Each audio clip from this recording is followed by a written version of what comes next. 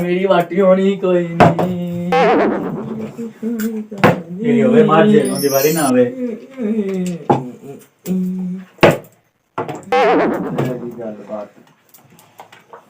बस बेटा बस जता हो गया ना खाना पीने की बस भाई बस बस